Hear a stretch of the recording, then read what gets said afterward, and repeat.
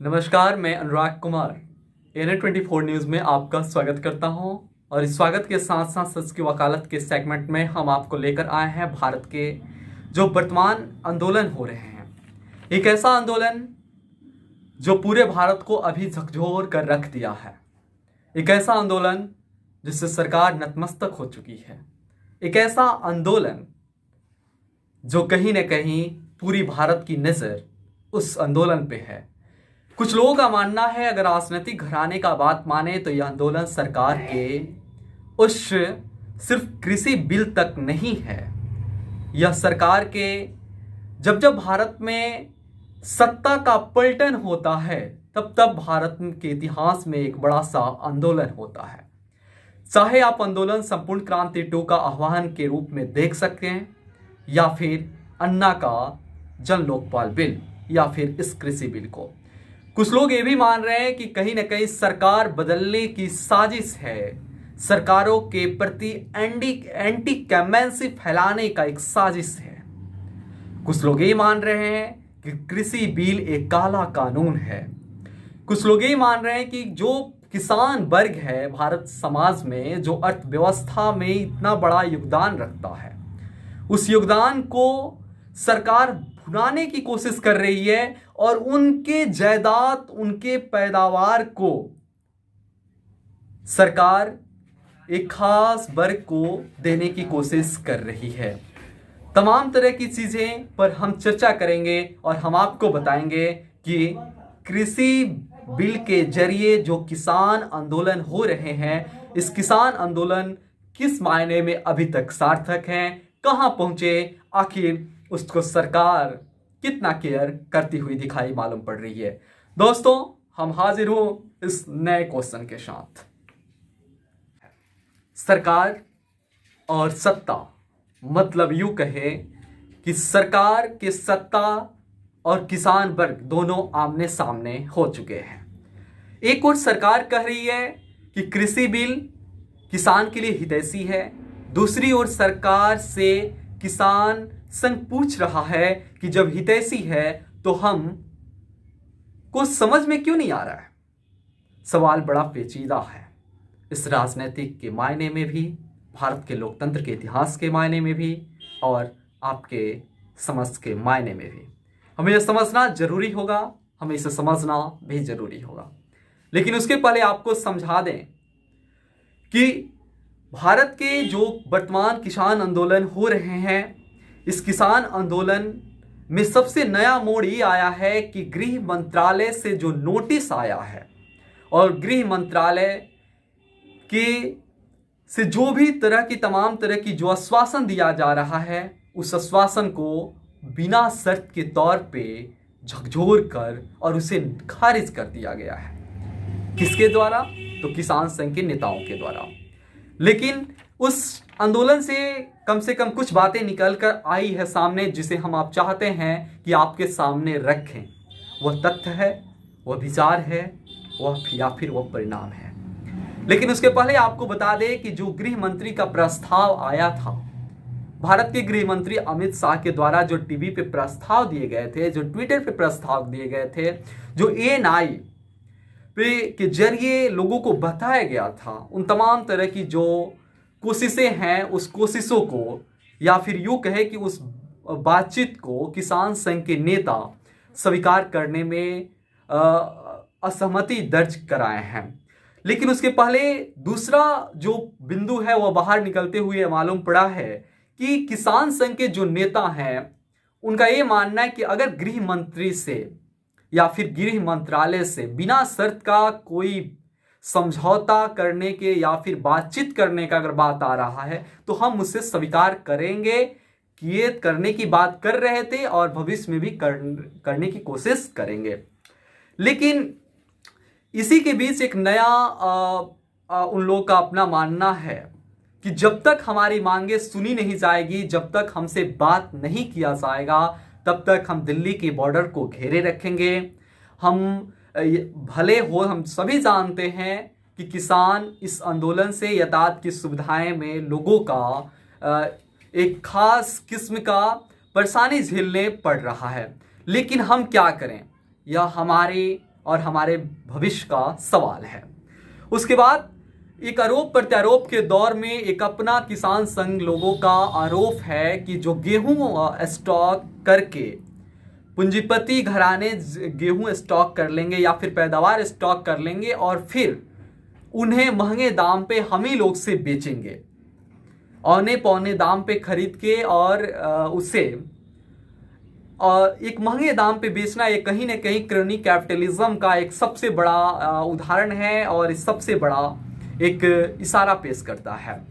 लेकिन उसके बाद हम आपको बता दें कि 28 नवंबर 2020 को प्रधानमंत्री मन की बात में बताते हैं कि जो कृषि बिल है वो किसान के लिए हितैषी है।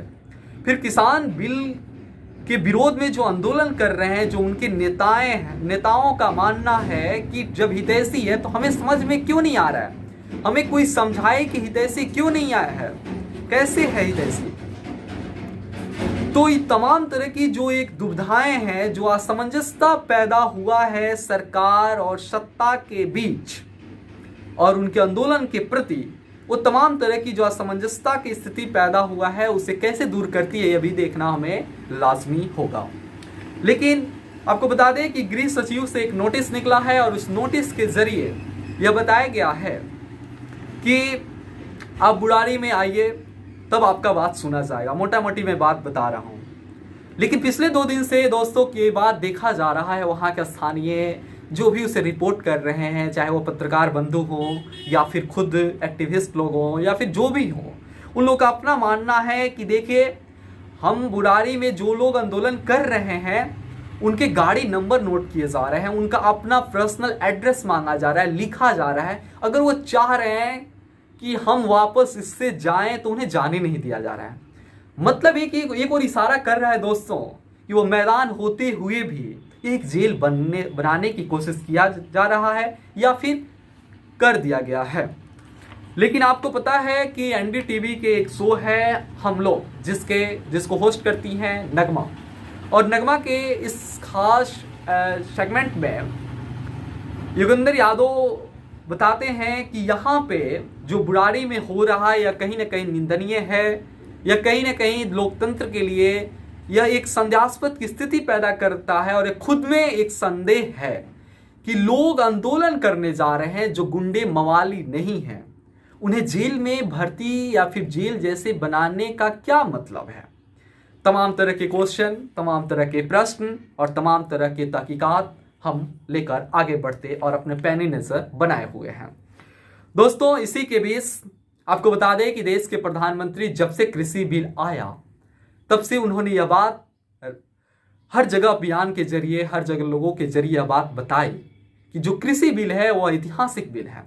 सवाल साफ है, जब आपका बिल ऐतिहासिक है, जब आपका बिल कृषि के लिए सही है, तो क्या आप बताइए कि उस बिल का किसको मांग थी? वो कौन चाहता था कि हमारे बीच वो बिल आए? वो कौन चाहता था कि हम इस बिल को चाहते हैं? उन तमाम तरह की चीजें, क्वेश्चन। तो दरअसल एक बात बड़ा दिलचस्प है कि राष्ट्रीय स्वयंसेवक, जिसे हम आरएसएस के नाम से भी जानते हैं, ये बीजेपी के लिए बड़ा एक दिलचस्प स्थिति है, या फिर ये कहे कि बड़ा असमंजस में स्थिति को डाल दिया है कि आरएसएस का खुद अपना किसान संघ भी इस बिल का विरोध किया है। यह कहीं ना कहीं आग में घी डालने के बराबर है। और आखिरकार अब ये जानेंगे कि सरकार की मजबूरी क्या है। यह जानना जरूरी है। इसलिए जानना जरूरी है कि सरकार हर दांव को लगा रही है, हर दांव को आजमाने की कोशिश कर रही है, लेकिन हर दांव में फेल नजर आती हुई दिख रही है।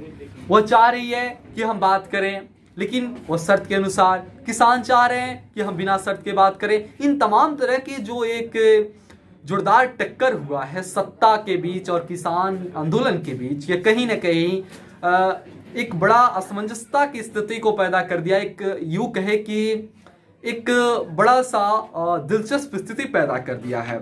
लेकिन आपको बता दें कि पहले जो समय होता था कांग्रेस के टाइम में, अगर इस तरह के कानून आते थे तो उन्हें बिरला टाटा बिरला के काम कहा जाता था, टाटा बिरला का कानून कहा जाता था। ठीक वैसा ही अब जो कानून आ रहे हैं उन्हें मोटे मोटे अडानी अंबानी के कानून कहे जा रहे हैं या फिर उनके लिए ही कहा जा रहा है। तो सवाल बड़ा दिलचस्प है दोस्तों, लेकिन हम इस पे नजर बनाए हुए हैं। लेकिन इसके बावजूद भी हम आपको एक बड़ा दिलचस्प किस्सा को बता देना चाहते हैं कि जब दिल्ली पुलिस मतलब गृह मंत्रालय के द्वारा जो कंट्रोल किया जाता है, वो पुलिस दिल्ली सरकार से यह बोलती है कि मुझे 7 स्टेडियम दे दीजिए और ताकि मैं जेल में उसे कन्वर्ट कर सकूं। दिल्ली सरकार इसे खारिज कर देती है, इसे मना कर देती है और बोलती है कि मैं ऐसा नहीं कर सकता क्योंकि आंदोलन जो है वो सबका राइट है, वो फंडामेंटल राइट है, मैं इसमें बाधा नहीं डाल सकता या फिर मेरी सरकार इसमें बाधा नहीं डाल सकती है। तो सवाल थोड़ा सा उलझा हुआ है, लेकिन जवाब मेरे हिसाब से उलझा हुआ नहीं है।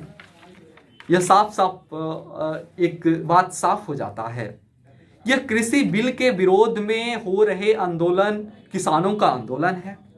दूसरा चीज है, कुछ लोग इसी के बीच कह रहे हैं कि ये जो बात है ये जो कृषि बिल में जो भी आंदोलनकारी हैं वो भाड़े के कांग्रेसी हैं। तो मैं उनसे पूछना चाहता हूं कि जो लोक जन लोकपाल बिल में अन्ना के नेतृत्व में जो आंदोलन हो रहा था 14 के पहले, तो क्या वो बीजेपी के भाड़े के थे? थोड़ा सवाल पेचीदा है, समझना पड़ेगा, जानना पड़ेगा और फिर बोलना पड़ेगा। लेकिन दोस्तों हमारी नज़र इन तमाम तरह की आंदोलन और इस आंदोलन पे खासकर बनी हुई है। पैनी नज़र मैं अपना बनाया हुआ हूँ। दीजिए मुझे इजाज़त, लेते हैं विदा। अगर आपको अच्छा लगे तो सब्सक्राइब कीजिए, लाइक कीजिए और कमेंट कीजिए। धन्यवाद, विदा।